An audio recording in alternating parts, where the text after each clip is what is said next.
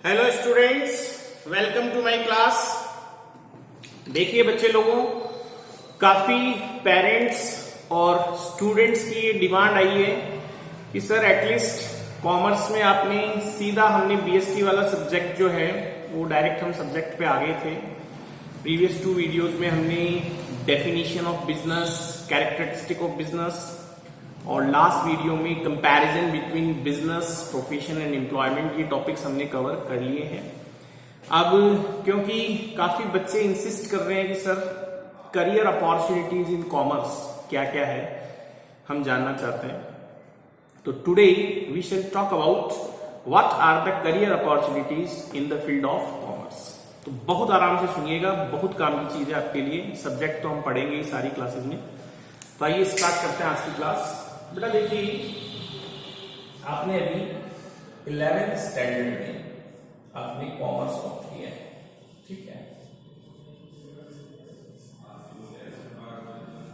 अब कॉमर्स में आपने जो है, आपको पता है वो हिंदी इंग्लिश तो सभी स्ट्रीम्स में होते हैं, आर्ट कॉमर्स साइंस, तो मैं उस पर बात नहीं करूंगा। आपने मेनली जो सब्जेक्ट आपने जो चूज किए हैं वो है आपका अकाउंटेंसी, बीएसटी, ये दो तो कंपल्सरी है एक तरह से। और यहां आपको चॉइस मिलती है आपकी इकोनॉमिक्स या मैथ्स, ठीक है। और भी यहां कुछ स्कूल्स में ऑप्शंस रहते हैं, जैसे कंप्यूटर भी आप ले सकते हैं या टाइप भी आप ले सकते हैं, बट दोनों one of the best options economics और मैथ्स ही है। और as per your interest you can select your subject, you can take either economics और मैथ्स। दोनों सब्जेक्ट का अपना अपना इंपॉर्टेंस है और अपनी अपनी एडवांटेज डिसएडवांटेज है। तो आपने कॉमर्स ऑप्ट किया है, तो फर्स्ट ऑफ ऑल तो आपको 11th और 12th इस पे पूरा फोकस करना है, ठीक है। सबसे बड़ी जो मिस्टेक ऑलमोस्ट हर इंसान अपने एकेडमिक करियर में जो करता है, वो इस क्लास को लाइटली लेने की करता है, ठीक है। यानी जनरली हमारे अंदर एक ये मेंटेलिटी बन चुकी है कि 11th class is for fun, क्योंकि हमने 10th में we have already faced board exam and we have लेवर वेरी हार्ड। तो ये तो हमारे बिल्कुल रिलैक्समेंट का ईयर है और यहीं से आप अपना करियर जो है वो चौपट कर लेते हैं। तो literally I am telling you, जो आपका 11th क्लास है ये आपके करियर का सबसे इंपॉर्टेंट क्लास है, इवन 12th से भी इंपॉर्टेंट, क्योंकि आपका जो 12th का पूरा फाउंडेशन है वो बेटा पूरा यहीं पे तैयार होना है। ये चीज आप ध्यान रखिएगा। अगर आप 11th क्लास को सीरियसली नहीं लेंगे तो ये आपके 12th को कितना डैमेज करेगी, I can't tell you in words. घबराने की जरूरत नहीं है, पैनिक करने की जरूरत नहीं है, लेकिन टीचर्स के इंस्ट्रक्शंस को प्रॉपरली फॉलो करने की जरूरत है और सभी सब्जेक्ट्स को इंटरेस्टिंगली। देखो, सब्जेक्ट में इंटरेस्ट कब बनेगा, जब आप उसे पढ़ोगे, उसके वीडियोस पूरे देखोगे। फर्स्ट टाइम आप देखिए, हिंदी इंग्लिश आपने पहले भी पढ़ा हुआ है, लेकिन ये जो चीजें हैं, अकाउंटेंसी जो आपकी है, बीएसटी जो आपकी है, ये आप फर्स्ट टाइम पढ़ रहे हैं, तो इसमें आपको इंटरेस्ट क्रिएट करना पड़ेगा। किसी भी सब्जेक्ट में हमारा इंटरेस्ट कब आता है, जब वो हमें आने लग जाता है। और आएगा कब सब्जेक्ट, जब आप सब्जेक्ट की तरफ जाएंगे और सब्जेक्ट को अपनी तरफ आने देंगे। डरने की बिल्कुल जरूरत नहीं है, तीनों सब्जेक्ट्स आपके बहुत इजी हैं, उसमें कोई दिक्कत नहीं है, ठीक है। ये चीज आप ध्यान रखिए। आपको केवल टीचर्स को प्रॉपरली फॉलो करना है, उनकी हर बात को अच्छे से समझना है, उसको मेमोराइज रखना है, नोट्स बनाने हैं। नोट्स कैसे बनाने हैं वो अभी मैं आपको लास्ट में बताऊंगा, ठीक है।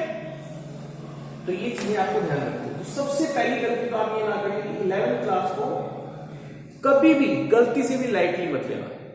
देखो, ये हर बार हम हर बैच को बताते हैं, लेकिन हर बार बच्चे वही करते हैं। तो मैं आपसे ये एक्सपेक्ट कर रहा हूं कि आप do not repeat the same mistakes जो कि आपके सीनियर्स करते आ रहे हैं सालों से।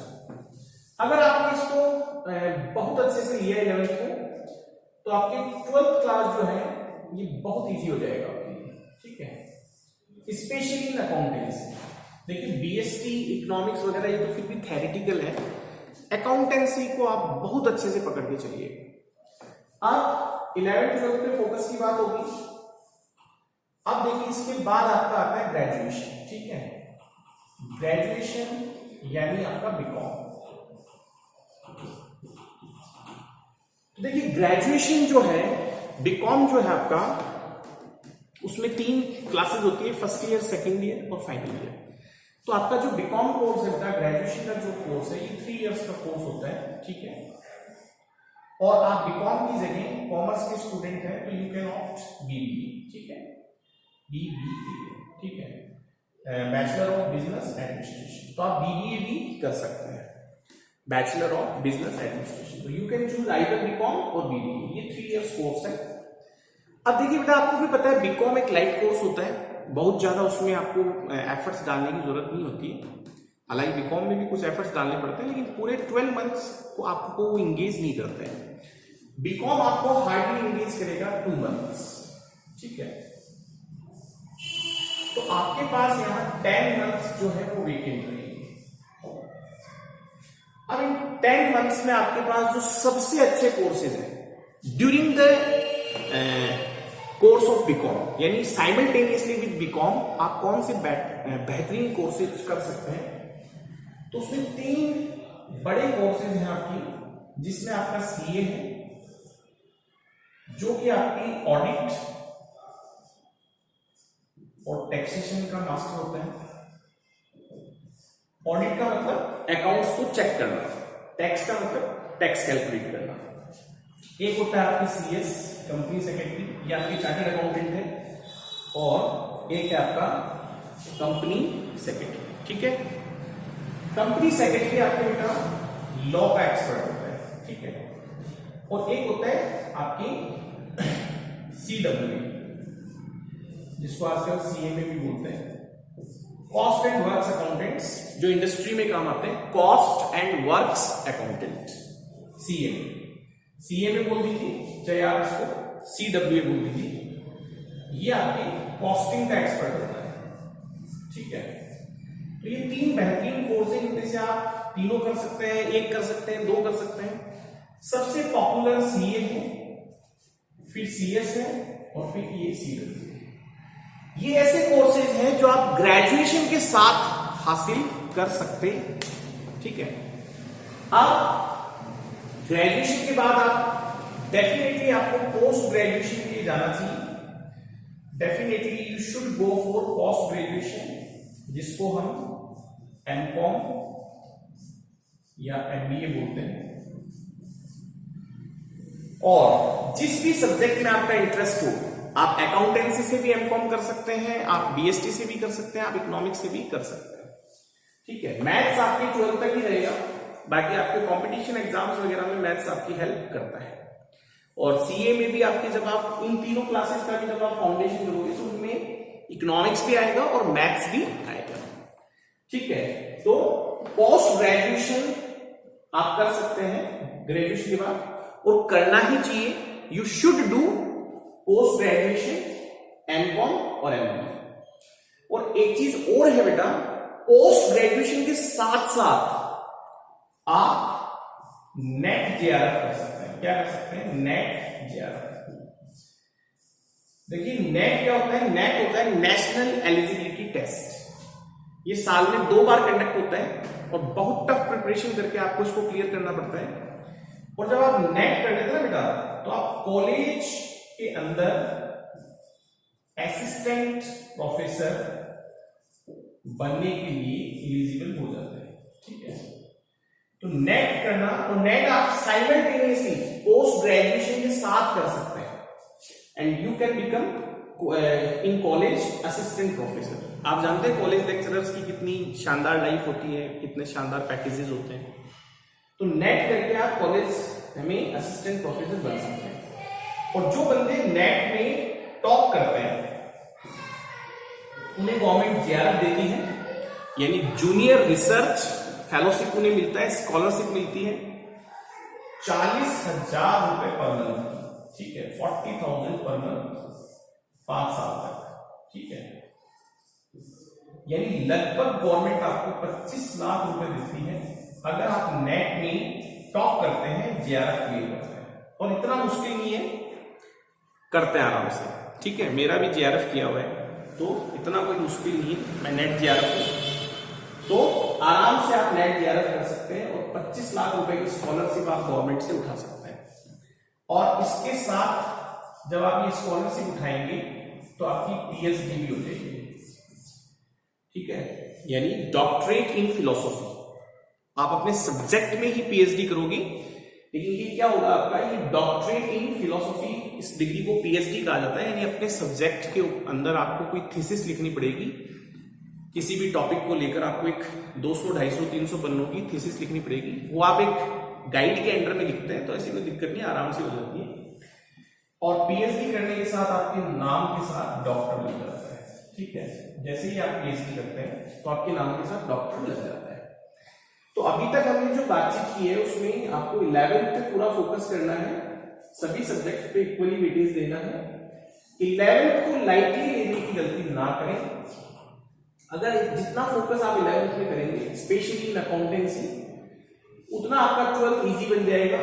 और ध्यान रखिएगा, कोई सा भी एग्जाम आप उठा लीजिए, सबका बेस जो है, आपके जो बच्चे साइंस लेते हैं वो नीट, आईआईटी, कुछ भी जो करते हैं, बेटा बेस 11th 12th ही है।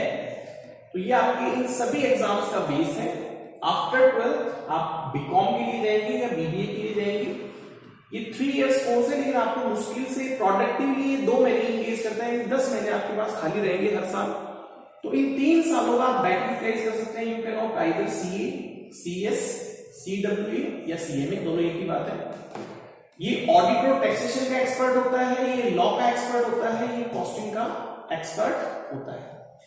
और फिर आपको you should go for post graduation, either MCom or MBA. उसके साथ साथ साइमल्टेनियसली आप नेट कर सकते हैं, जेआरएफ कर सकते हैं, ठीक है।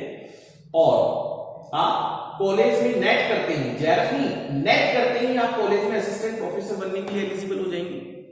और जेआरएफ कर लेते हैं, अगर नेट में आप थोड़े से अच्छा स्कोर कर लेते हैं तो आपको जेआरएफ मिल जाएगी, जिसमें आपको 40,000 रुपए पर मंथ की, बिना कुछ किए, केवल आपको पढ़ाई करनी है 5 साल, गवर्नमेंट देगी आपको अकाउंट में 5 साल तक 25 लाख रुपए की स्कॉलरशिप, जिसमें आपकी पीएचडी भी हो जाएगी और आपके नाम पे आके डॉक्टर लग जाएगा। अब इसके बाद और क्या क्या कर सकते हैं इसमें? और बेटा पोस्ट ग्रेजुएशन के बाद, आफ्टर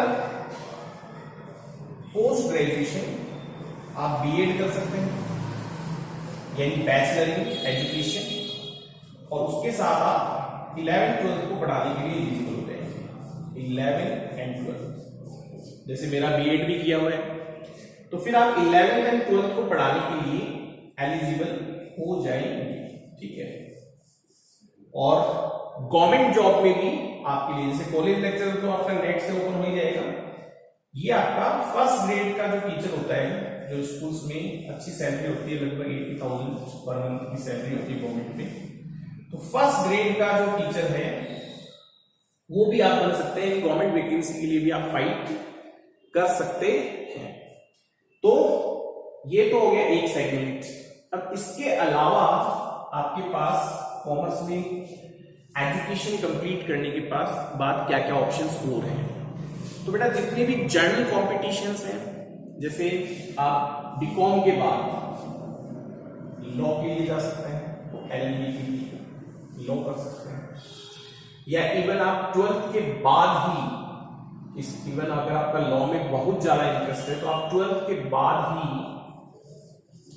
इंटीग्रेटेड लॉ में एडमिशन ले सकते हैं, जिसमें 4 इयर्स में आपका जो है वो बीकॉम प्लस जो एलएलबी है वो दोनों आपका कंप्लीट, सॉरी 45 इयर्स में 1 साल लग जाएगा। 3 साल का बीकॉम, 3 साल का एलएलबी, लेकिन 1 साल रिड्यूस हो जाएगा। 5 साल में आपका इंटीग्रेटेड लॉ भी आप कर सकते हैं आफ्टर 12th। ग्रेजुएशन के बाद, आफ्टर ग्रेजुएशन आप एलएलबी कर सकते हैं, लॉ में जा सकते हैं, ठीक है। फिर कॉमन जो ऑप्शंस हैं, वैसे तो कंपटीशन एग्जाम जैसे आप जुडिशियल में जो आपके कॉमन जो एग्जाम्स है, अकाउंटेंट का एग्जाम दे सकते हैं, बैंक पीओ का एग्जाम दे सकते हैं, कोई भी गवर्नमेंट वैकेंसी जो है वो सबके लिए ओपन होती है। उसमें सब्जेक्ट वाइज कुछ पर्टिकुलर ऐसी सर्विसेज हैं जिनमें सब्जेक्ट का इंपॉर्टेंस होता है, बाकी ज्यादातर जो है आपकी वो सबके लिए ओपन होती है। और आपके लिए कुछ सेक्टर्स स्पेशल है, जैसे इंश्योरेंस सेक्टर में बहुत सारे जॉब्स हैं, बैंकिंग सेक्टर में बहुत सारे जॉब्स हैं। ये स्पेशली कॉमर्स के लिए आपके शेयर मार्केट में बहुत सारे ऑप्शंस हैं, आपकी सिक्योरिटीज एंड डेरिवेटिव्स मार्केट में बहुत सारे ऑप्शन हैं। फिर एक आपकी एक्चुअली वैल्यूएशन का कोर्स भी होता है, ये इंडिया में बहुत कम होते हैं। एक्चुअली वैल्यूएटर यानी जो हर चीज की मतलब जिसके पास ये पावर हो कि किसी भी चीज की वैल्यू जो एक्चुअली वैल्यूएटर होता है वो बताएगा, वही मानी जाएगी। तो ये इंडिया में बहुत कम होते हैं, तो एक्चुअली वैल्यूएटर का कोर्स भी आप कर सकते हैं।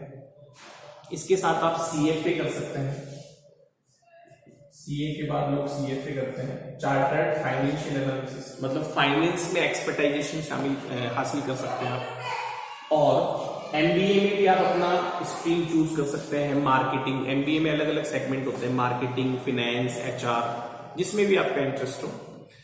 तो कॉमर्स में बेटा आपने देखा होगा कि करियर अपॉर्चुनिटीज की कोई कमी नहीं है, अनलिमिटेड अपॉर्चुनिटीज हैं, यानी कहीं से भी आपके साइंस या आर्ट्स और फिर जो सिविल सर्विसेज हैं, आईएएस है, आईपीएस है, आरएस है, आरपीएस है, वो सब के लिए खुले हैं। तो करियर अपॉर्चुनिटीज कॉमर्स में साइंस और आर्ट्स के मुकाबले कहीं से भी कम नहीं है।